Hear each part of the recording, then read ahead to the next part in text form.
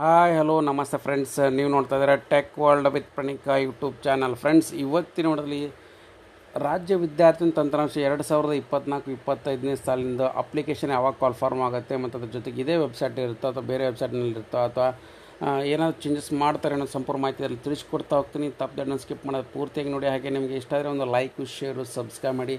2024-25ನೇ ಸಾಲಿನ ಮೆಟ್ರಿಕ್ ನಂತರದ ವಿದ್ಯಾರ್ಥಿ ವೇತನಕ್ಕೆ ಅರ್ಜಿ ಸಲ್ಲಿಸಲಿಕ್ಕೆ ನಿಮಗೆ ನೋಡಿ ಫ್ರೆಂಡ್ಸ್, ಒಂದು ಸಪ್ರೇಟಾಗಿರ್ತಕ್ಕಂಥ ವೆಬ್ ಪೇಜ್ನ ಕೂಡ ಬಿಟ್ಟುಕೊಡ್ತಾರೆ. ಮತ್ತು ಅಲ್ಲಿ ಏನಪ್ಪ ಅಂದರೆ ಅರ್ಜಿನ ಕೂಡ ಸಲ್ಲಿಸಬೇಕಾಗತ್ತೆ. ನಿಮಗೆ 24-25ನೇ ಸಾಲಿನ ಮೆಟ್ರಿಕ್ ನಂತರದ ವಿದ್ಯಾರ್ಥಿ ಸಲ್ಲಿಸಲಿಕ್ಕೆ ಒಂದು ಸಪ್ರೇಟಾಗಿರ್ತಕ್ಕಂಥ ವೆಬ್ ಪೇಜ್ ಇರುತ್ತೆ. ಬಟ್ ಸ್ಟೇಟಸನ್ನು ಚೆಕ್ ಮಾಡ್ಕೊಳ್ಳಿಕ್ಕೆ ನಿಮಗೆ ಸೇಮ್ ಇದರಲ್ಲಿ ಲಿಂಕ್ನು ಕೂಡ ಕೊಡ್ತಾರೆ.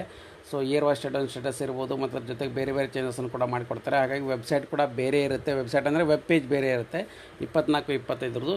ಮತ್ತು ಅದ್ರ ಜೊತೆಗೆ ವಿದ್ಯಾರ್ಥಿಗಳು ಯಾರು ಅಪ್ಲಿಕೇಶನ್ ಸಬ್ಮಿಟ್ ಮಾಡಬೇಕು ಅವರಿಗೆಲ್ಲರೂ ಕೂಡ ಆ ಪ್ರೊಸೀಜರ್ನು ಕೂಡ ಸೇಮ್ ಇಟ್ಟಿರ್ತಾರೆ. ಬಟ್ ಆದರೆ ಏನೋ ವೆಬ್ ಪೇಜ್ ಮಾತ್ರ ಚೇಂಜ್ ಇರುತ್ತೆ. ನಿಮ್ಮ ಆಧಾರ್ ಸಂಖ್ಯೆ ಇರ್ಬೋದು, ಮೊಬೈಲ್ ಸಂಖ್ಯೆ ಇರ್ಬೋದು, ಇಮೇಲ್ ಐ ಡಿ ಇರ್ಬೋದು, SSLC ರಿಜಿಸ್ಟರ್ ನಂಬರ್ ಇರ್ಬೋದು, ಜಾತಿ ಆದಾಯ ಪ್ರಮಾಣ ಪತ್ರ ಇರ್ಬೋದು, ಆಮೇಲೆ ಅದ್ರ ಜೊತೆಗೆ ಯೂನಿವರ್ಸಲ್ ಡಿಸಬಿಲಿಟಿ ಐಡೆಂಟಿಫಿಕೇಷನ್ ಸಂಖ್ಯೆ ಇರ್ಬೋದು, ನಿಮ್ಮ ಜಿಲ್ಲೆ, ತಾಲೂಕು, ವಿಧಾನಸಭಾ ಕ್ಷೇತ್ರ, ಮನೆ ಅಡ್ರೆಸ್ಸು, ನಿಮ್ಮ ರಿಜಿಸ್ಟರ್ ನಂಬರ್, ಯಾವ ಕಾಲೇಜಿಗೆ ಅಡ್ಮಿಷನ್ ಮಾಡಿದ್ದೀರಾ, ಮತ್ತು ಈ ಅಟೆಸ್ಟೇಷನ್ ಅಪ್ಲಿಕೇಬಲ್ ಆದರೆ ಮಾತ್ರ ಅವರಿಗೆ ಈ ಅಟೆಸ್ಟೇಷನ್ ಇರುತ್ತೆ. ಡಿಗ್ರಿ ಹಾಗೆ PG ಓದ್ತಾ ಇರ್ತಕ್ಕಂಥ ವಿದ್ಯಾರ್ಥಿಗಳು ಹಾಸ್ಟೆಲ್ಗೆ ಅಪ್ಲಿಕೇಶನ್ ಹಾಕಿದ್ರೆ ಅಂದರೆ ಸ್ಟೇಟ್ ಹಾಸ್ಟೆಲ್ ಪೋರ್ಟಲ್ನಲ್ಲಿ ಅಪ್ಲಿಕೇಶನ್ ಹಾಕಿರ್ತಕ್ಕಂಥ ಐಡಿನ ಕೂಡ ಎಂಟ್ರಿ ಮಾಡ್ಕೊಳ್ಳಿಕ್ಕೆ ಮತ್ತು ಅಲ್ಲಿ SSP ಐಡಿನ ಎಂಟ್ರಿ ಮಾಡ್ಕೊಳ್ಳಿಕ್ಕೆ ಪ್ರೊವಿಷನ್ ಕೂಡ ಕೊಟ್ಟಿರ್ತಾರೆ. ಹಾಗಾಗಿ ರಾಜ್ಯ ವಿದ್ಯಾರ್ಥಿ ತಂತ್ರಾಂಶದಲ್ಲಿ ಅರ್ಜಿ ಸಲ್ಲಿಸಲಿಕ್ಕೆ ಯಾರು ವಿದ್ಯಾರ್ಥಿಗಳು ವೇಟ್ ಮಾಡಿದ್ರು ಹೊಸದಾಗಿ ಅರ್ಜಿ ಯಾವಾಗ ಕರೀತಾರೆ ಏನಂತ ಕೇಳ್ತಾ ಇದ್ರು. ನೋಡಿ ಫ್ರೆಂಡ್ಸ್, ಈಗ ಆಲ್ರೆಡಿ ಏನಪ್ಪ ಅಂದರೆ ಮುಂದಿನ ತಿಂಗಳಿಂದ ಎಲ್ಲ ವಿದ್ಯಾರ್ಥಿಗಳದ್ದು ಕೂಡ ಆಲ್ರೆಡಿ ಅಡ್ಮಿಷನ್ ಆಗಿ ಕಾಲೇಜ್ ಕೂಡ ಸ್ಟಾರ್ಟ್ ಆಗಿದ್ದಾವೆ. ಮತ್ತು UG PG ಡಿಗ್ರಿ ಅಡ್ಮಿಷನ್ಗಳು ಸ್ಟಾರ್ಟ್ ಇರೋದ್ರಿಂದ ಮತ್ತು ಡಿಪ್ಲೊಮಾ ಇರ್ಬೋದು, PUC ಇರ್ಬೋದು, ITI ಇರ್ಬೋದು, GTTC ಇರ್ಬೋದು, ಬೇರೆ ಬೇರೆ ಕೋರ್ಸ್ ನರ್ಸರಿ ಇರ್ಬೋದು, ಎಲ್ಲನೂ ಕೂಡ ಏನಂದರೆ 1 to 10th ಆಲ್ರೆಡಿ ಸ್ಟಾರ್ಟ್ ಆಗಿದ್ದಾವೆ. ಮತ್ತು ಇವೆಲ್ಲ ಡಿಗ್ರಿ UG PG ಆಮೇಲೆ ಡಿಪ್ಲೊಮಾ ITI GTC ಇವೆಲ್ಲನೂ ಕೂಡ ಸ್ಟಾರ್ಟ್ ಆಗುತ್ತವೆ.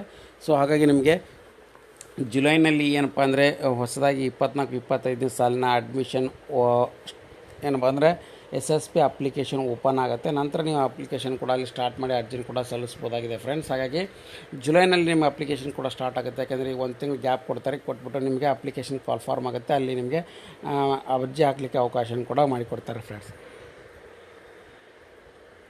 ಮತ್ತು ಅದ್ರ ಜೊತೆಗೆ ಏನಪ್ಪ ಅಂದರೆ ನಿಮ್ಗೆ ಏನಂದರೆ ಇರುವ ಸ್ಟೂಡೆಂಟ್ ಸ್ಟೇಟಸ್ನಲ್ಲಿ ನಿಮಗೆ ಅಪ್ಲಿಕೇಶನ್ ಆಗಿದಾಗ ಇಲ್ಲಿ ಚೇಂಜಸ್ ಮಾಡ್ಕೊಳ್ಳಿಕ್ಕೆ ಆಮೇಲೆ ಸೆಲೆಕ್ಟ್ ಮಾಡ್ಕೊಳ್ಳಿಕ್ಕೆ ಅವಕಾಶ ಮಾಡಿಕೊಡ್ತಾರೆ. ಇಲ್ಲಿ 19, 20, 20, 21, 21, 22, 22, 23, 23, 24 ಇದೆಲ್ಲ. ಸೊ ಇಲ್ಲಿ 24-25 ಒಂದು ಟ್ಯಾಬ್ನು ಕೂಡ ಕೊಡ್ತಾರೆ. ಮತ್ತು ಅಲ್ಲಿ ನೀವು ಸ್ಟೇಟಸ್ನು ಕೂಡ ಏನಾಗಿದೆ ಅರ್ಜಿದು ಅದನ್ನು ಕೂಡ ಚೆಕ್ ಮಾಡ್ಕೋಬೋದು. ಮತ್ತು ಅದ್ರ ಜೊತೆಗೆ ಆಲ್ರೆಡಿ ಲಾಸ್ಟ್ ಇಯರ್ ಅರ್ಜಿ ಸಲ್ಲಿಸಿರ್ತಕ್ಕಂಥ ವಿದ್ಯಾರ್ಥಿದು ಕೂಡ ಏನಪ್ಪ ಅಂದರೆ ನಿಮಗೆ ಏನಪ್ಪ ಅಂದರೆ ಸಪ್ರೇಟಾಗಿರ್ತಕ್ಕಂಥ ಒಂದು ಅಮೌಂಟ್ನು ಕೂಡ ಬಡ್ಜೆಟ್ನ ಇಲೆಕ್ಷನ್ ಕೌಂಟಿಂಗ್ ಮುಗಿದ್ಮೇಲೆ ರಿಲೀಸ್ ಮಾಡ್ತಾರೆ. ನಂತರ 24-25 ಜುಲೈನಲ್ಲಿ ಅಪ್ಲಿಕೇಶನ್ ಕೂಡ ಸ್ಟಾರ್ಟ್ ಆಗುತ್ತೆ.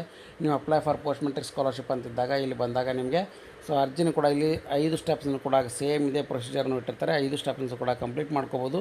ನಂತರ ನಿಮಗೆ ಇನ್ಸ್ಟ್ರಕ್ಷನ್ಸ್ ಕೂಡ ಕೊಟ್ಟಿರ್ತಾರೆ. ಅಲ್ಲೆಲ್ಲ ಓದ್ಕೊಂಬಿಟ್ಟು ಇನ್ಸ್ಟ್ರಕ್ಷನ್ ಪ್ರಕಾರ ಎಲ್ಲ ಮಾಹಿತಿನೂ ಕೂಡ ಭರ್ತಿ ಮಾಡಬೇಕು. ಅದಾದಮೇಲೆ ಅಪ್ಲಿಕೇಶನ್ ಕೂಡ ಫೈನಲೈಸ್ ಮಾಡಿ ಸಬ್ಮಿಟ್ ಮಾಡ್ಕೊಳ್ಳಿಕ್ಕೆ ಅವಕಾಶ ಕೂಡ ಮಾಡಿಕೊಡ್ತಾರೆ ಫ್ರೆಂಡ್ಸ್. ಹಾಗಾಗಿ ನಿಮಗೆ ಒಂದೊಂದೇ ಸ್ಟೆಪ್ನಲ್ಲಿ ಹೇಳೋದಾದರೆ ಮೊದಲನೇ ಸ್ಟೆಪ್ನಲ್ಲಿ ನಿಮ್ಮ ಜಾತಿ, ವ್ಯಾಸಂಗ, ವೈಯಕ್ತಿಕ ವಿವರ ಪರ್ಸನಲ್ ಡೀಟೇಲ್ಸ್ನ ಕೇಳ್ತಾರೆ. ಮತ್ತು ಅದ್ರ ಜೊತೆ ಸೆಕೆಂಡ್ ಸ್ಟೆಪ್ನಲ್ಲಿ ಸ್ಟೂಡೆಂಟ್ ಕಾಲೇಜ್ ಡೀಟೇಲ್ಸ್ನ ಕೇಳ್ತಾರೆ. ಅಂದರೆ ಕಾಲೇಜಿನ ಯಾವ ಕಾಲೇಜ್ ಓದ್ತಾ ಇದ್ದಾರೆ, ಯಾವ ಕಾಲೇಜ್, ಯಾವ ಊರು, ಎಲ್ಲಿದೆ ಮತ್ತು ಅದ್ರ ಜೊತೆ ಅದು. ಮತ್ತು ಥರ್ಡ್ನಲ್ಲಿ ಈ ಅಟೆಸ್ಟೇಷನ್ ಅಪ್ಲಿಕೇಬಲ್ ಆದರೆ ಇದು ಯೂಸಲಿ PG UG ಆಮೇಲೆ ಓದ್ತಾ ಇರ್ತಕ್ಕಂಥ ವಿದ್ಯಾರ್ಥಿಗಳಿಗೆ ಮಾತ್ರ ಅಪ್ಲಿಕೇಬಲ್ ಆಗುತ್ತೆ. ಅದಾದಮೇಲೆ 4ನೇ ಸ್ಟೆಪ್ನಲ್ಲಿ ಹಾಸ್ಟೆಲ್ ಡೀಟೇಲ್ಸ್ನ ಕೂಡ ಕೇಳ್ತಾರೆ. ಅಂದರೆ ನೀವು ಹಾಸ್ಟೆಲರ್ ನಾನ್ ಹಾಸ್ಟೆಲರ್ ಅಂತ ಕೇಳ್ತಾರೆ. ಸೊ ಹಾಸ್ಟೆಲ್ನಲ್ಲಿ ಇದ್ದು ನೀವು ಓದ್ತಾ ಇದ್ದರೆ ಅಂದರೆ ಹಾಸ್ಟೆಲರ್ ಅಂತ ಹಾಕಬೇಕು. ನಾನ್ ಹಾಸ್ಟೆಲರ್ ಇದೆ ಅಂದರೆ ನಾನ್ ಹಾಸ್ಟೆಲಿಂದ ಟಿಕ್ ಮಾಡಿ SHP ID ಅಂತ ಬರುತ್ತೆ, student hostel portal ID. So SHP IDನ ಅಲ್ಲಿ ಎಂಟ್ರಿ ಮಾಡಬೇಕಾಗುತ್ತೆ. HMS ID ಅಂತ ಕೂಡ ಬರುತ್ತೆ, hostel management information system ID ಅಂತ, ಅದನ್ನು ಕೂಡ ಹಾಕಬೇಕಾಗುತ್ತೆ. ಅದಾದಮೇಲೆ 5ನೇ ಸ್ಟೆಪ್ನಲ್ಲಿ ಪ್ರಿವ್ಯೂ ಆ್ಯಂಡ್ ಫೈನಲ್ ಸಬ್ಮಿಟ್ ಇರುತ್ತೆ. ಎಲ್ಲನೂ ಕೂಡ ಒಂದು ಸಾರಿ ವೆರಿಫೈ ಮಾಡ್ಕೊಂಡು ನೀವು ಅಪ್ಲಿಕೇಶನ್ ಸಬ್ಮಿಟ್ ಮಾಡಿದ ಮೇಲೆ ನಿಮಗೆ PDF ಕಾಪಿನೂ ಕೂಡ ಬರ್ತದೆ, ಅದನ್ನು ಪ್ರಿಂಟ್ ತೆಗೆದಿಟ್ಟುಕೊಂಡಿರಿ.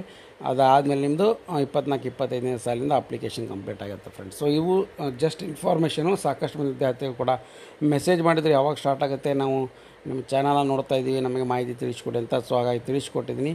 ಸೊ ಈ ವಿಡಿಯೋ ಮಾಹಿತಿ ಇಷ್ಟ ಆಗಿದ್ದರೆ ಒಂದು ಲೈಕು, ಶೇರು, ಸಬ್ಸ್ಕ್ರೈಬ್ ಮಾಡಿ. And finally thanks for watching the video.